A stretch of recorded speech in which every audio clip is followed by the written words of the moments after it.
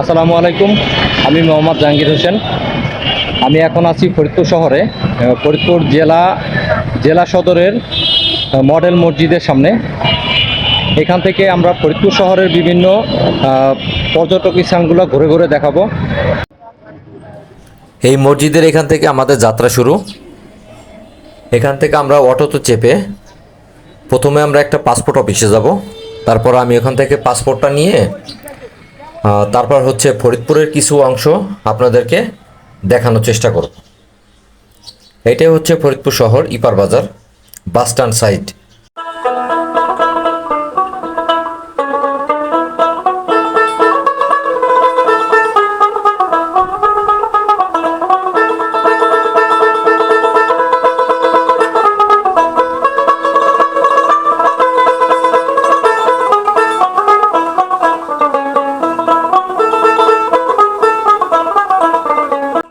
আমরা চলে এসেছি ফরিদপুর তেঁতুলতলার বিখ্যাত মিষ্টি খেতে। এখানে আমরা দেখব মিষ্টিগুলা খেতে কেমন লাগে। আসলে আগে কখনো এখানকার মিষ্টি খেতে আসা হয়নি। খলিলের মিষ্টির ঘর। আমরা ভিতরে গিয়ে দেখব এখানকার মিষ্টি কিরকম কি দাম। মিষ্টিগুলো দেখতে অনেক সুন্দর, আসলে খেতে কেমন লাগবে এটা জানি না। যাই হোক, আমরা যে সবাই একটা করে মিষ্টি নিয়েছি। এখানে আপনারা দেখতে পাচ্ছেন আমরা মিষ্টি খাচ্ছি। আসলে তেঁতুলতলার মিষ্টিগুলো অনেক অসাধারণ, মিষ্টিগুলো দেখতে অসাধারণ লাগছে। মিষ্টি খাওয়া শেষ করে শহরের পাশ দিয়ে গ্রামের মেঠো পথে আবারও আমরা ছুটে চলেছি ধলার মোড়, পদ্মার পাড়ে গ্রামীণ দৃশ্য দেখানোর জন্য। আপনারা আমাদের সাথেই থাকুন, দেখতে থাকুন আমাদের ভিডিওটা।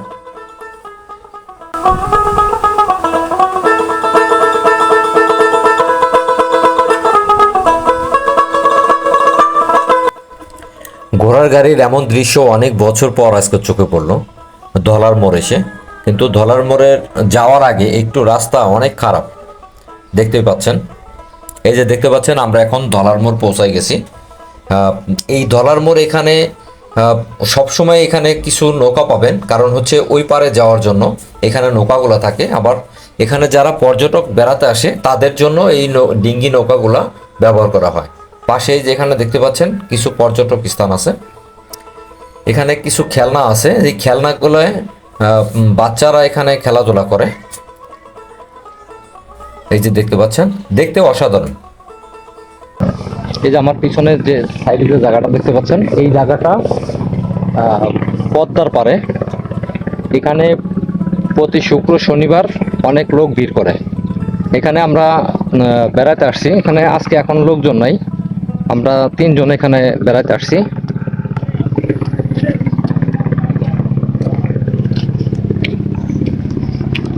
এই যে আমার সাথে আছে মামু আর আমাদের নতুন অতিথি রেমিডেন্স যোদ্ধা রুকমান হোসেন।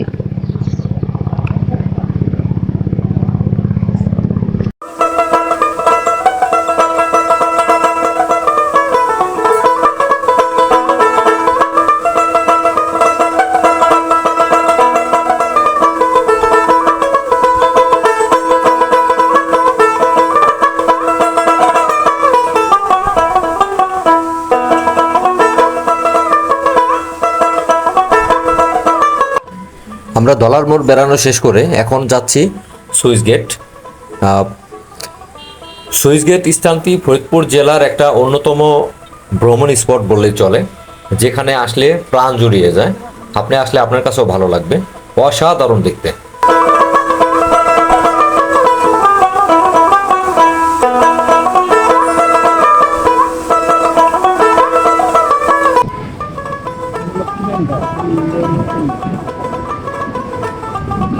এটা কি পুরো না এই জায়গা বাগিয়ে জমি বলে দেখো।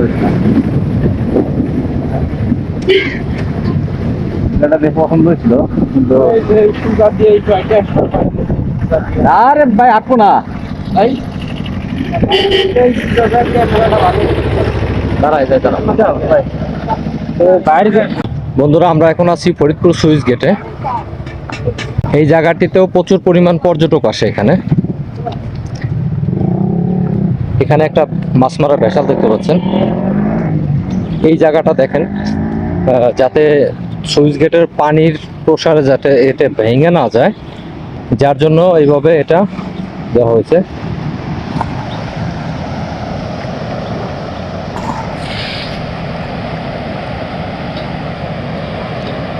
সুইচ গেটের পানিটা এইখান দিয়ে বের হচ্ছে।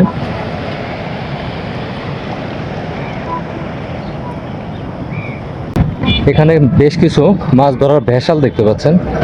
এই জায়গাটিতে শুক্রবার ছাড়াও সরকারি ছুটির দিনে প্রচুর পরিমাণ পর্যটক হয়। আমরা যেহেতু দুপুর টাইম এসেছি, এখানে তেমন কোনো পর্যটক নেই।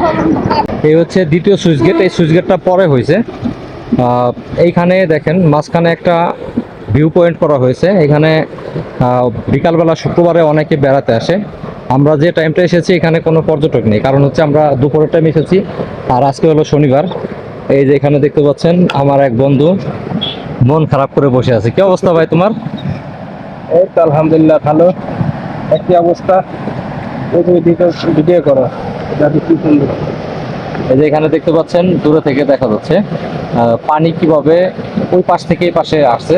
সুইচ গেট খুলে দেওয়া হয়েছে, যে কারণে পানিটা ওই পাশ থেকে এই পাশে প্রসারিত হচ্ছে। আর এইখানে মাঝখানে যে ভিউ পয়েন্টটা করা হয়েছে, এটা অনেক সুন্দর করে করেছে। এই পাশে হচ্ছে একটা সুইচ গেট, আর দ্বিতীয় সুইচ গেটটা হচ্ছে এই পাশে।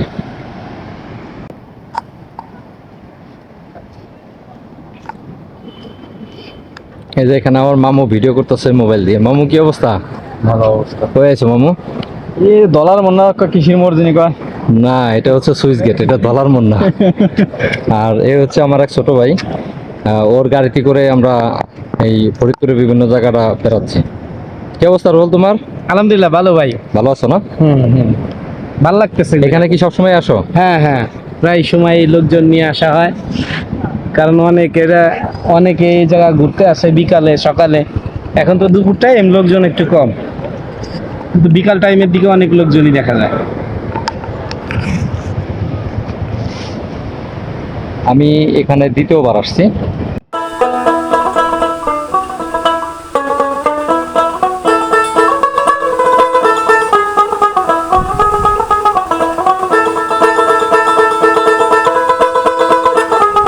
আপনাদেরকে সুইচ গেটের একটু পানিটা যদি দেখাই, এখানে পানির কি স্রোত।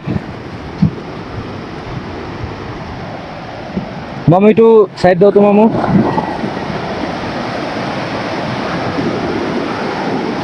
এই হচ্ছে সুইচ গেটের পাশে।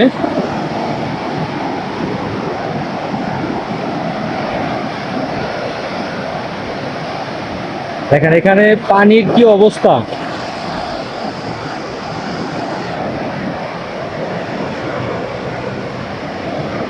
এখানে একটা, দুইটা, তিনটা, চারটা, পাঁচটা, ছয়টা গেট আছে। ছয়টা গেটই সম্ভবত খুলে দেওয়া আছে, যে কারণে পানিটার চাপ অনেকটা বেশি। ওই পাশ থেকে এই পাশে এই সাইডটা হচ্ছে ফরিদপুরের শহরের সাইডটা, আর এই শহরের সাইডটা এই কারণে। আর ওই পাশেরটা হচ্ছে আপনার পদ্মা নদী। পদ্মা নদী থেকে এই নদীটা আসছে। এখানে সুইচ গেট, একটা সুইচ গেট, আর ওই পাশে আর একটা সুইচ গেট আছে। দুইটা সুইচ গেট মিলে এখানে খুলে দেওয়া আছে, যে কারণে এই নদীর পানিগুলা কুমার নদীতে অথবা যমুনা নদীতে চলে যায় এখান থেকে।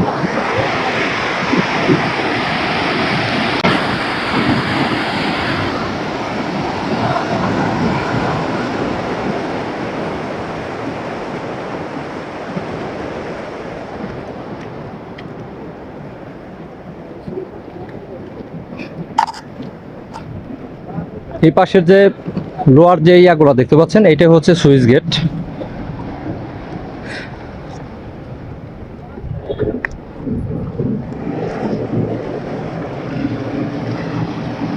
এখান থেকে ক্লিয়ার দেখতে পাচ্ছেন কিভাবে পানি হচ্ছে সুইচ গেটের ভিতরে। এটা হচ্ছে পদ্মার সাইড।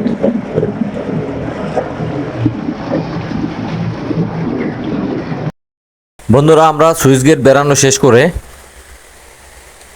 শহরের পাশ দিয়ে গ্রামের মেঠো পথ দিয়ে ছুটে চলেছি পল্লীকবি জসিমউদ্দিন মেলার মাঠ। পল্লী কবি জসিমউদ্দিনের বাড়ি এবং পল্লী কবি জসিমউদ্দিনের স্মৃতি জাদুঘর দেখাবো আপনাদেরকে।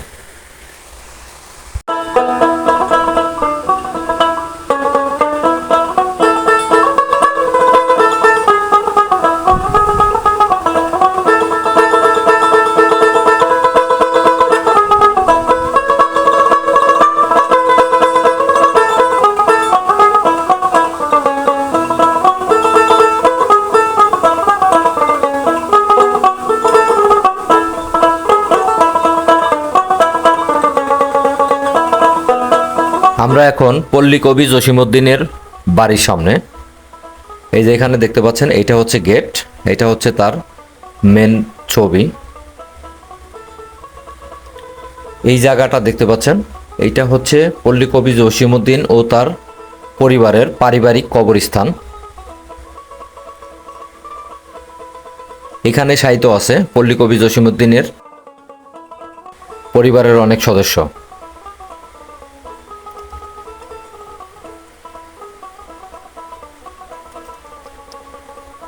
ফরিদপুর বেড়ানোর জন্য পল্লী কবি জসিমউদ্দিনের বাড়িও একটা পর্যটক স্থান। এই সিঁড়ি দিয়ে নেমে নিচের দিকে চলে গেছে নদীর পাড়ে পল্লী কবি জসিমউদ্দিনের বাৎসরিক যে মেলা হয়, এই মেলার মাঠ।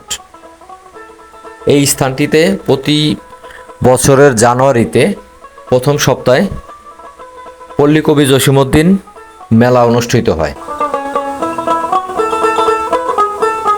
ফরিদপুর ভ্রমণের পাশাপাশি এখানেও আপনারা ভ্রমণ করতে পারেন। পল্লী কবি জসিমউদ্দিনের বাড়ি ভ্রমণ শেষে আমরা এখন চলে যাচ্ছি ফরিদপুর শহরে। ওইখানে আমাদের জন্য অপেক্ষা করছে আমাদের ছোট ভাই আলমগীর। ও আমাদেরকে দুপুরের লাঞ্চ করানোর জন্য ইনভাইট করেছিল।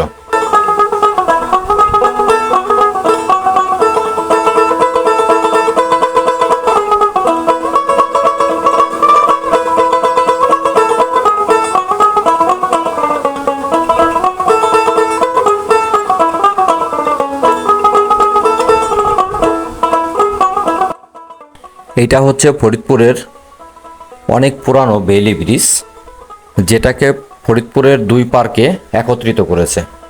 বন্ধুরা, ফরিদপুরের ভ্রমণ গল্পটা আমি এখানেই সমাপ্ত করছি।